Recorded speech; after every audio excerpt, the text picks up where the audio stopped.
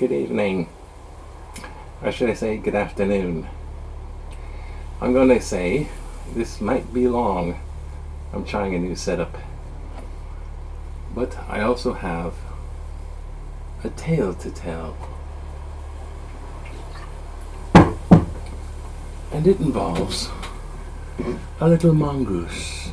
That's right. A mongoose. A mongoose that lived in the Isle of Man.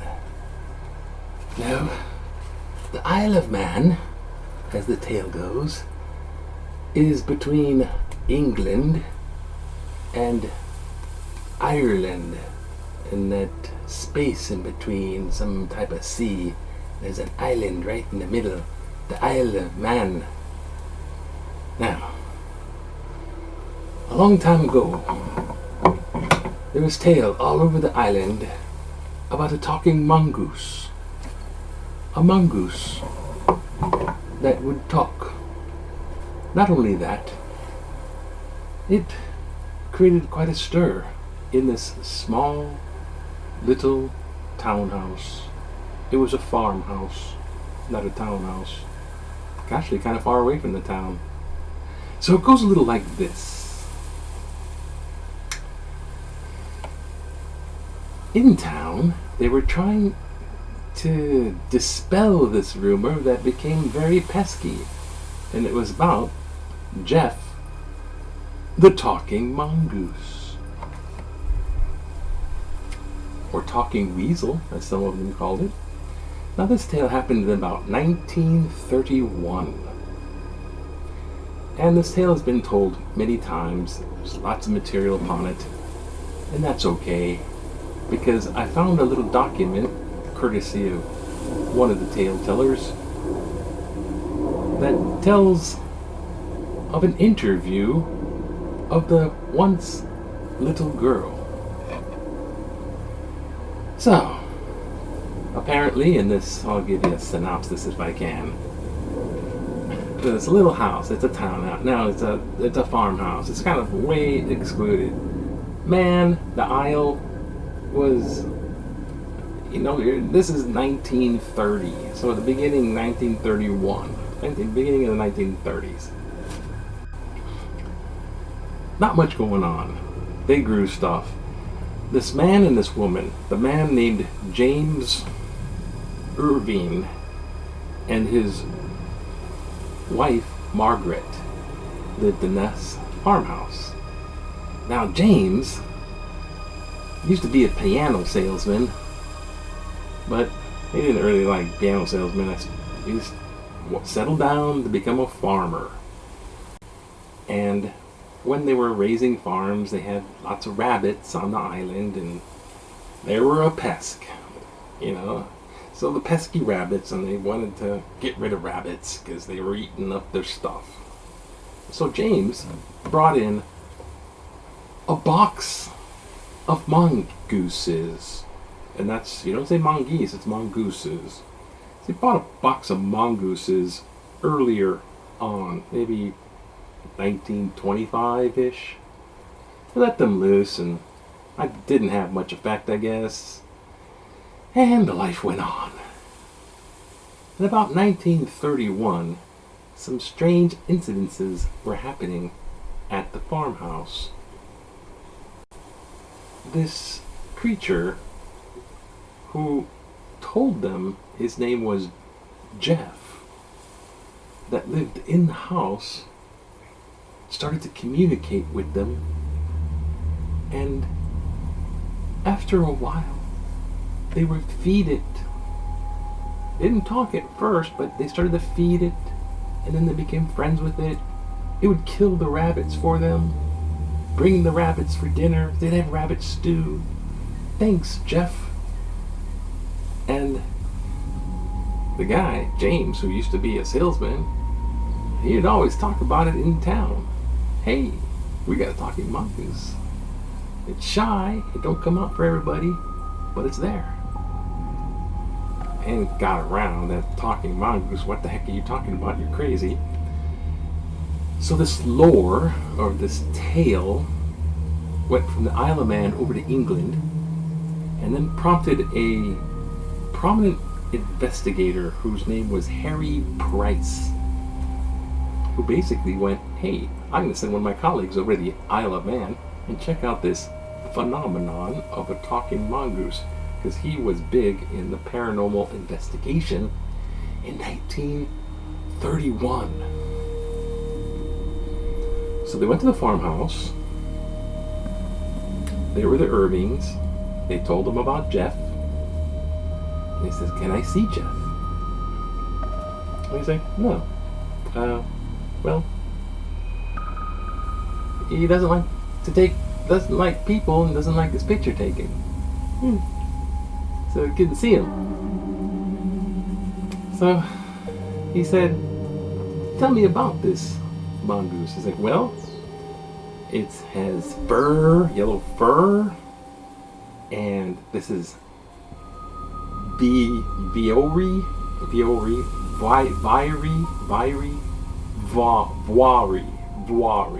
the young girl. Voiri was talking to it mostly. And he says, well, Jeff the talking mongoose he was born a long, long time as a mongoose in New Delhi, India on August 7th, 1852. And now he's a ghost mongoose, or he's a ghost of some sort. And, he's a ghost mongoose, I suppose. And he talks to us. So at first, they would hear this scratching and hear this growling. They went to the walls. You'd go by the walls and rawr, and it would rawr back. He's like, "Ooh, what's there?" And then they would start to say words, and then they would sing it lullabies, and it would sing lullabies back. And within a year, it learned how to speak English and started talking to them. And that's how they know it was from New Delhi and born on August 7th. Happy birthday, August month. In 1852, so quite a while back. So by 1932, it's speaking fluent English, and there's this guy hearing this tale going, okay, yeah, where is this thing? He's like, well, it's shy, it won't see people. And he's like, yeah, right. And he noticed that the rooms of this big roomed, single type room farmhouse had hollow like walls and wall, and then there was hollow and there was wood and paneling. So he's thinking ventriloquism, going to the wall. Hello there. What's up? What's your name? Jeff. They're suspecting things of that nature. So he says, well, I don't know about this. So he goes up, he says, he noticed another thing. When he would it would speak or something when the two girls, the mother and the daughter, were upstairs, out of the room. So he was like, hollow walls, they're upstairs. He's like, ah. So he decided to sneak up the stairs, and he's sneaking up the stairs, and he trips, and he makes a sound. So when he makes a sound, all of a sudden he hears the Jeff the Mongoose voice, which is apparently 2 octaves higher. So it's like, so he trips, makes a sound, and all of a sudden, who's that there? He's coming! He's coming! He's coming! So by the time he got upstairs, he wasn't able to surprise them, maybe catch them in the act of fakery. Alright? So he's like, well, I don't know. I'll come back. So he leaves the house. And as he's outside, there's squeals. Go away! Go away! Who's that? I don't like him! Go away! So, anyhow, it prompted more investigations, and they came back, and it also prompted many other people in town coming on over. Half of them thought they were just faking it because you never see the mongoose. Why don't you take a picture of him? Well, we can't take a picture. We'll give you a camera and you can take a picture. She takes pictures and you're kind of, is that a fur hat on a fence post?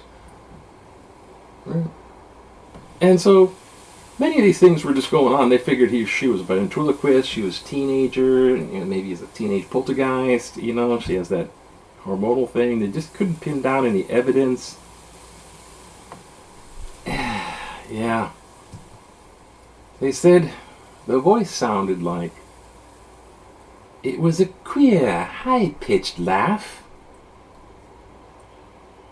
A queer, high-pitched, queer as in strange, odd, high-pitched laugh like that of a demented old man. Something like that, maybe. Coming from another demented old man. Anyways, most of the evidence just thought, hey, you know what? You're faking it. There wasn't that much evidence, except there's he left the house, rocks were thrown at him. And the other people were inside the house. So up pops these kind of things now. They're saying in the poltergeist realm that they're trickster spirits and that they're going to have to trick you. And what better way to trick you than to provide evidence that the person reporting it is faking it. So they're faking it, everyone goes away, then and it's actually real. So now there's a conundrum, a catch-22, if you will. So now, what happens to this story? They figure it's like, Well, 30 years later, she gives an interview. Viore, difficult name, come on. 1930s farmhouse. Viorrey. Viore. She had a nickname, the Manx girl. Manx. Because she had this ferret friend, ghost. What was it? So, I'm going to attempt to read this and try to shorten it up because this is probably going to be real long. Ever wondered what happened to Viore, the little Manx girl, who had the world's most mysterious friend? It's by Walter McGraw, who interviewed her. Once upon a time, in a little island in a little tiny house, there lived a tiny little animal named Jeff, who made wee-wee on a great big physical investigator and screamed, "Go away! Clear to hell! We won't have you here!" Apparently, it can urinate and stuff and defecate, but where is it, visually? Not true, you think? Let me warn you, with the 1930s one R.S. Lambert, then of a British Broadcasting Company, BBC, investigated Jeff and said, quote, "It's impossible to deny that there is serious evidence for Jeff's reality." And Lambert was called crazy. But after lengthy proceedings, a British court awarded him £7,000 damages for being called crazy. In effect, the court acknowledging, indeed, there was good enough reason in the existence of a talking mongoose on the Isle of Man. Man, with its 5,000 people spread over 227 square miles, lies northwest of England. It is said to be one of the few clear days you can see England, Scotland, Ireland, Wales from the top of man's highest peak, Mount Snaefell. Its principal source of income was inexpensive tourism. Suspicious. For a short time in the summer months, the island is inundated with holiday visitors from what Baxmen call the adjacent island. England, that place. The rest of the year, man is a fairly lonely place to live, especially if you happen to be on one of the rocky little farms that dot the countryside. To one of these farms, a Dawlish Cation, owned by James T. Irving, a 58-year-old former traveling piano salesman, came Jeff in 1931. On his way, Irving was much as an anachronism as Jeff. Out of place, out of time. He was well educated, always neatly dressed, and farmers whose hands remained clean and uncalloused. For a rocky farmer? Mrs. Irving, 4 years younger, bore some resemblance to England's Queen Mary, and Viore, their 12-year-old daughter, was quite a serious child given to wandering alone on the moors. It was said that she could sneak up behind a rabbit and kill it with a club. While her dog, Mona, held the rabbit's attention by mesmerism.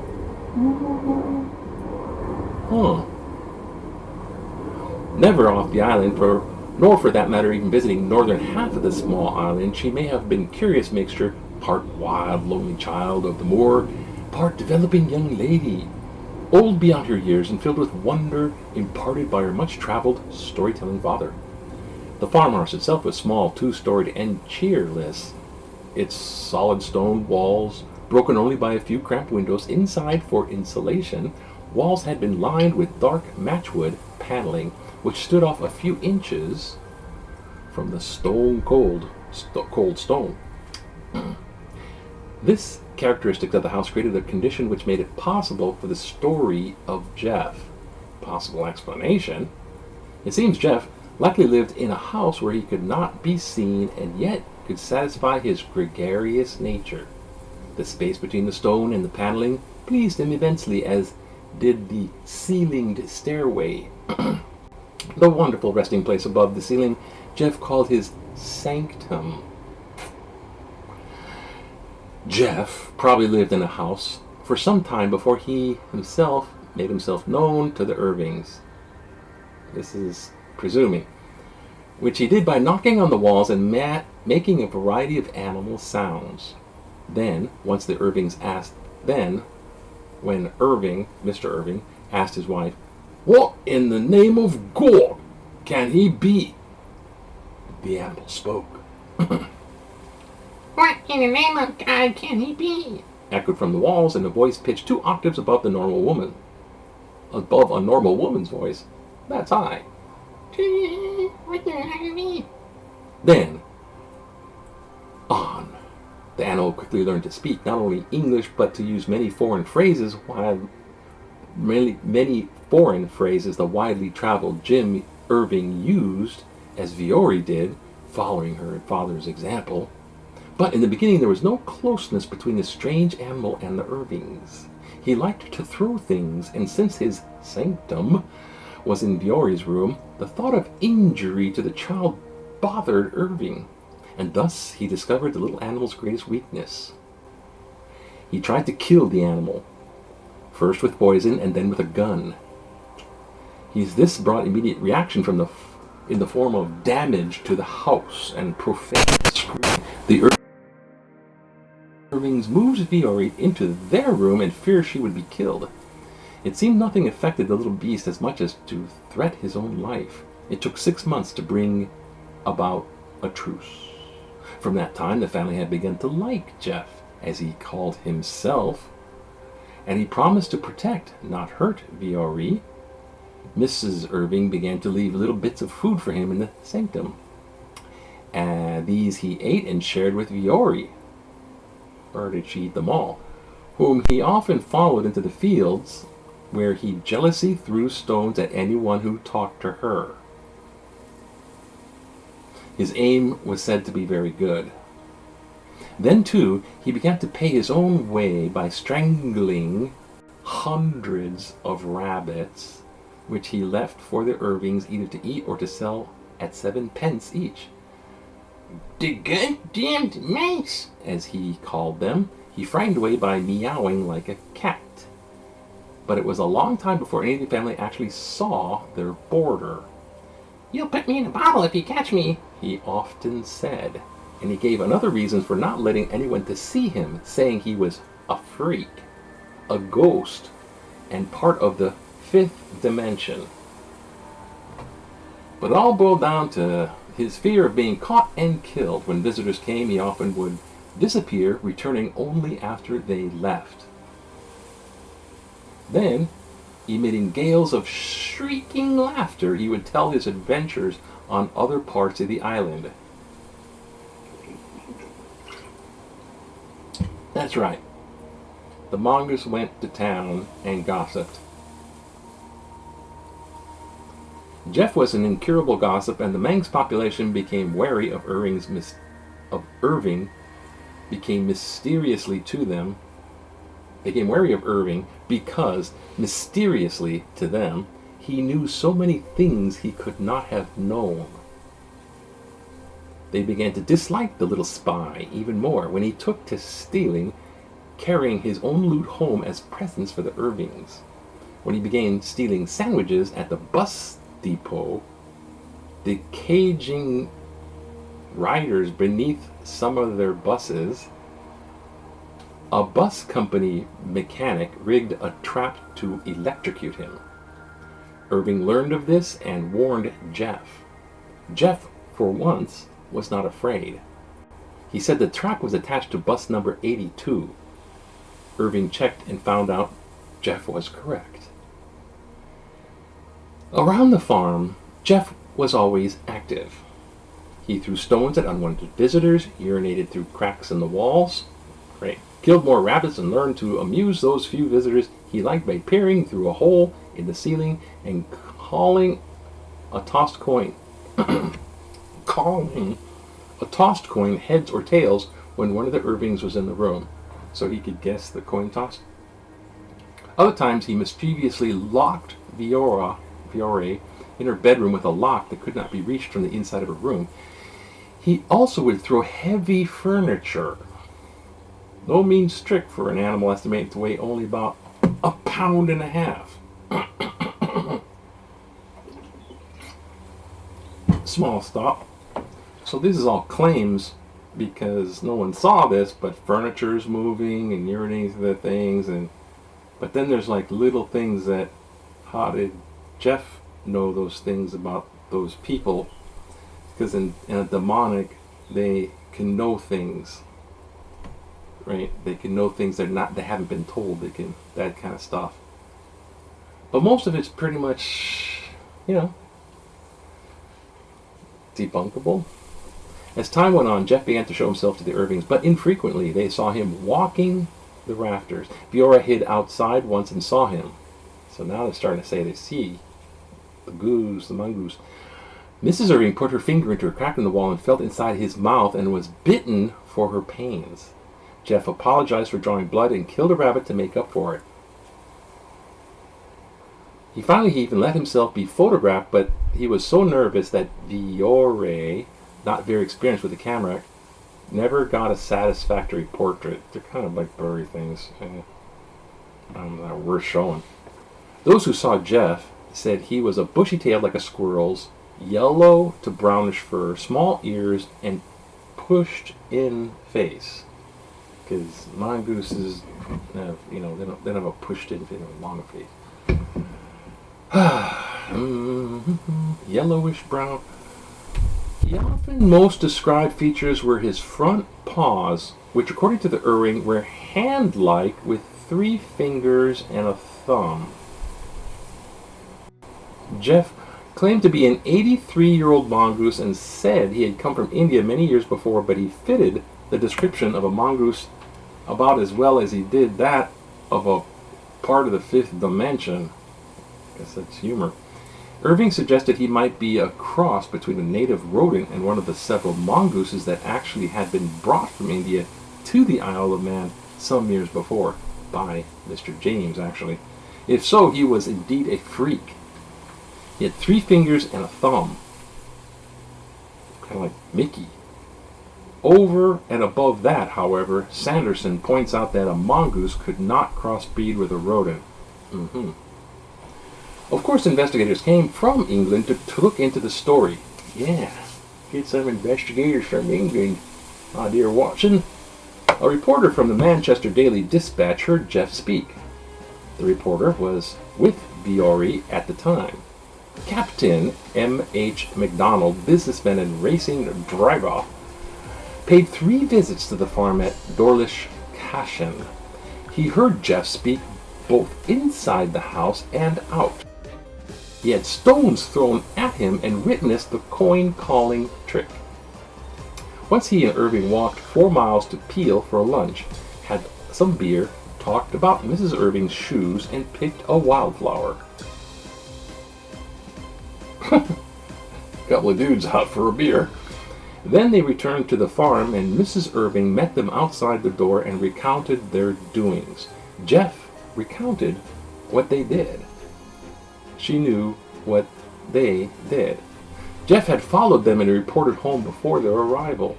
Harry Price, director of National Laboratory of Physical Research, and Lambert, whose damaged suit was mentioned earlier, went together to Man to investigate the story of Jeff.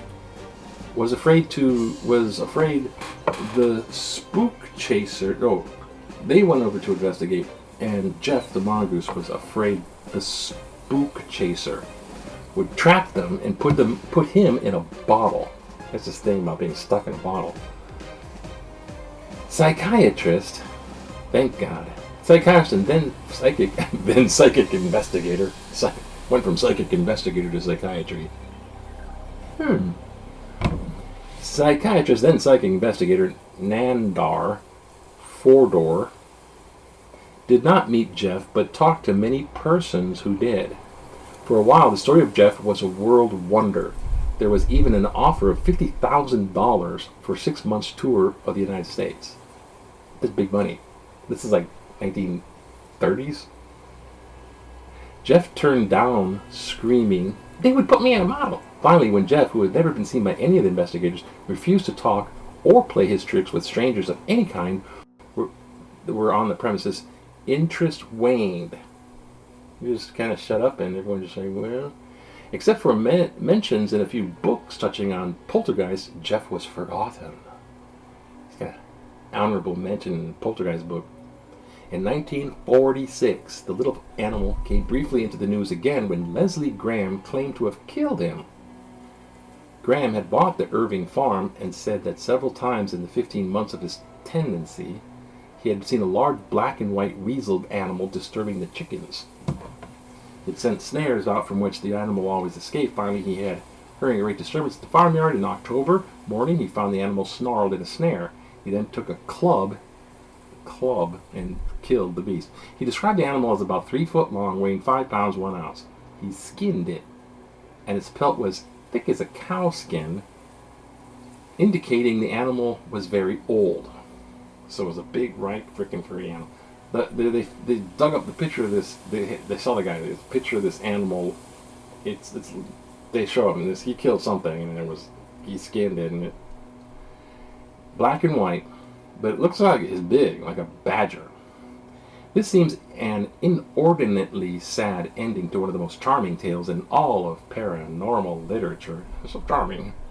One could only take hope from the disparity between the Graham's description and the animal he killed and the Irving's description of Jeff. On the other hand, Jeff could have grown that much bigger in a decade. A final consolation, if death had come to him at 95-year-old mutant Mongoose, as computed on his own claims, his own transfer will at least not be realized. He would not be put in a bottle. Post-mortem bottle? Many writers and a few persons I talked on the Isle of Man find it easy to dismiss the entire episode as a hoax. It does look very hoax, considering Viore the principal culprit of the course. They accuse her of being a ventriloquist, who began playing tricks with her, were built to unbelievable proportions, first by her father and then by the newspaper reporters looking for copy where little ordinary could be found. One early investigator, J. Radcliffe, on the Isle of Man Examiner, said he caught Viore squeaking once when he was with Irving. He's squeaking. Irving, however, insisted the noise came from another part of the room. Most of the investigators who actually went to Dorless Cashton saw enough to convince them that Jeff was more than a product of Irving's imaginations. They based this conclusion on the facts that Viore could not have been a good enough ventriloquist to have fooled them all. That doors could not have been locked from the outside by any family member. That much of the Irving's knowledge about other parts of the island could not be explained by granting the existence of Jeff, and that the Irvings would not have kept up such a hoax for so many years with no profit. That's a good one.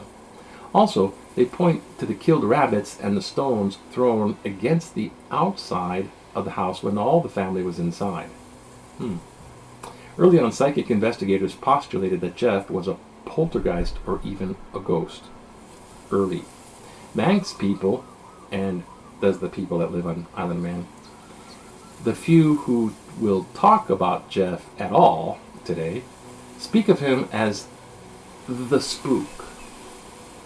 But Fodor, in both his book Haunted People, co-authored with Hereward Carrington, E.P. Dutton and Company, 1951 published, and in Conversation argued against both these explanations. True.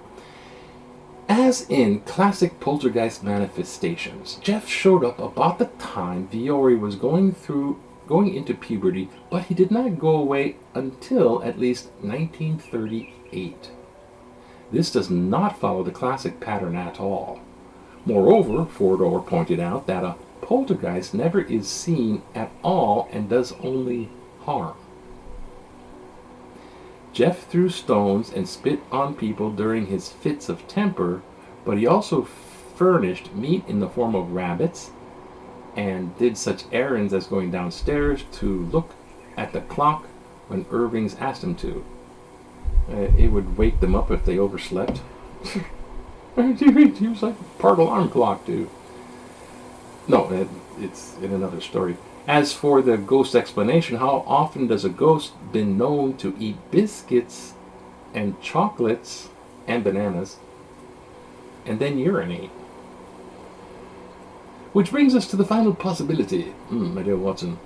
As Fodor wrote in 1937, is Jeff an animal that talks?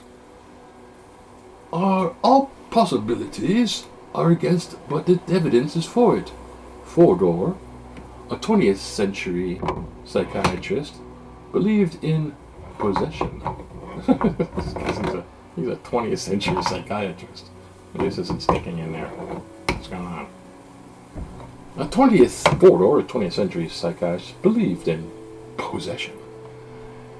He postulated that Irving, a man much reduced in circumstances, obsessed some small animal and molded it into his own personality. The shock of being a lifelong failure split off part of Irving's personality, which contrived the animal in order to fill his time, build his ego. In other words, feed the mental starvation from which he suffered in the wilderness of Isle. Fodor pointed out that many similarities between Jeff's personality and Irving's. Both were dictatorial when crossed, and both were overly possessive of Viore. Finally, and this kind of makes sense in that, if you watch some of these other things, a personality, obsessive personalities with much fervor and emotion, have a split. So just like a poltergeist can produce PK stuff, someone's personality can break off and produce this. I don't know. That's this guy, Fodor. I think it was my last conversation with Fodor that the subject of Jeff came up again. While in Haunted People, the book, he sounds a bit tentative in his suggestion. Over the years, he seems to have become surer of his hypothesis. However, he had lost track of the Irvings by that time and wondered if Jeff had gone with them when they sold the farm and left the island. Might Jeff be still alive somewhere? As I've said today, Jeff is not a favorite subject of conversation in the Isle of Man. But those few who do not speak of him as a hoax seem sincere in their belief that Jeff did indeed live. All who knew them regarded the Irvings as honest, respectable people. Also, some persons have pointed out that Mrs. Irving seldom mentioned Jeff, but when she did make it clear that he was an animal, not a ghost or spirit. Ironically, not one on the Isle of Man, but England for some answers. Fodor wanted, ironically not on the Isle of Man, but in England, Fodor got some answers. Came to light, he talked to Viore, the last of the Irving household. She was an attractive woman, knowledgeable conversationalist, but she did not answer the question I most wanted to answer. What happened to Jeff? Viore says she does not know. She last remembers his being around the farm was 1938, 1939. He seemed to go away longer and longer periods of time and then just never showed up again. He had made no statements about leaving. There had been no goodbyes. He simply was gone. No, Jeff did not leave the island with the Irvings at any rate. Viore was certain, however, that the beast Graham clubbed to death was not Jeff. That's what Viore was certain about. In the animal's gradual leave-taking, Fodor might well have been found support for his theory about Irving and Jeff. Was it merely coincidence that Jeff, who always claimed to hate publicity, ceased to be around when interest in him fell off, and no more interesting people came around to talk to Irving about the phenomenon? Perhaps Fodor would say that Jeff has no longer served Irving's purpose. Fodor also would have been interested in the denouement of the story of Jeff. Today, more than 30 years later, Viore hates Jeff. In early days, she and Jeff were inseparable, playing games, sharing sweets, but as she grew older, Jeff seemed closer to her father. Fodor noticed in 1937 and reported at that time, I was laughing because it sounds like a Fodor. Sounds like a Lord of the Rings name. Fodor noticed in 1937 and reported that time that Jeff seemed to have been outstripped Viore in mental growth. He wrote, quote, "The grasp and thirst of knowledge of the talking mongoose is simply phenomenal." And what of Viore in 1937? No longer a child of the moors, she had become a young woman who wanted a social life and friends, and more than anything else, she wanted to be accepted. By that time, Jeff had become a burden. "I was shy. I still am," she said. "He made me meet people I didn't want to meet. Then they said I was mental or a ventriloquist. Believe me, if I was that good, I would jolly well be making money from it now. Jolly well. Jolly good. I cannot divulge where Viore lives now or that type of work she does, but she is not rich."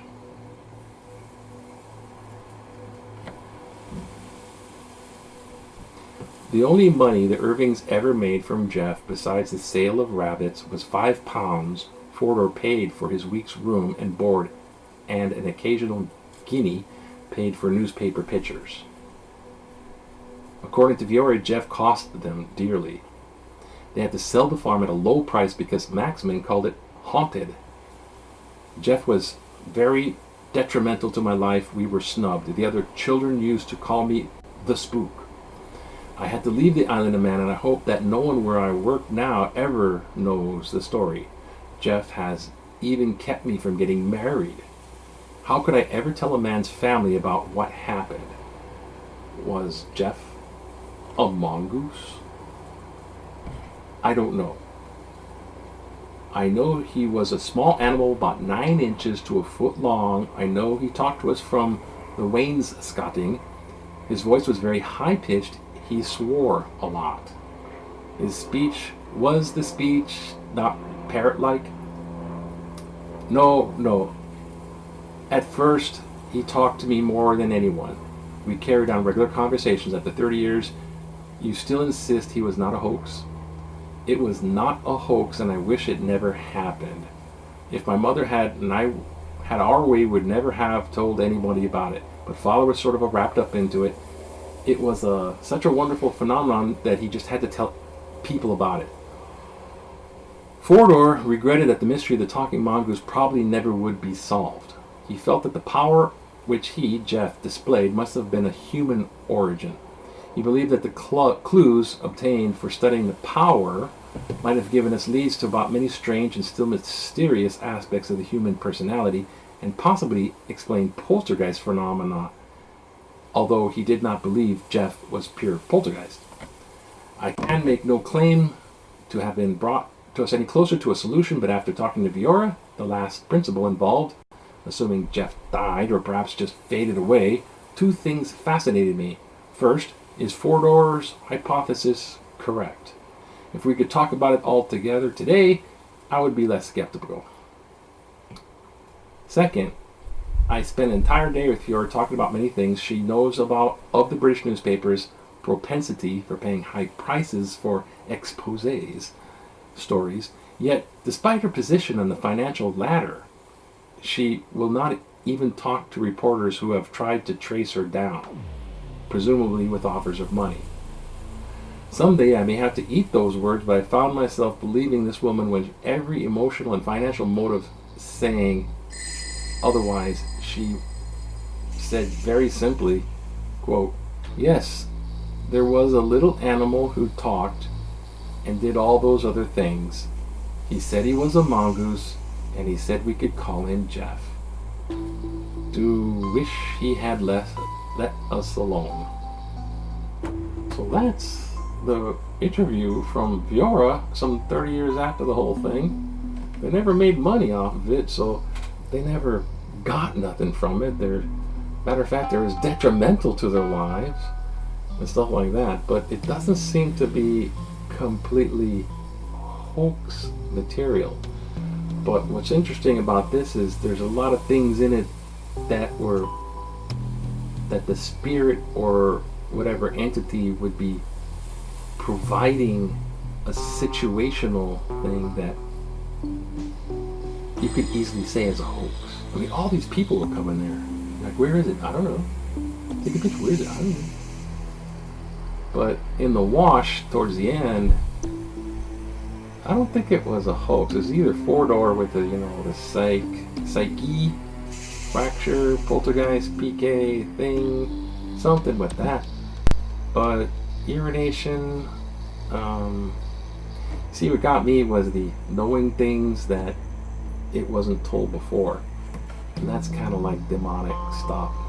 And even though it didn't harm them, it still was residing with them they allowed it. They gave it permission. So they were giving permission to something that wasn't completely malevolent to them, but it had the same situational powers. It could throw stones. That was a lot. Throw stones. Anyways, that's it.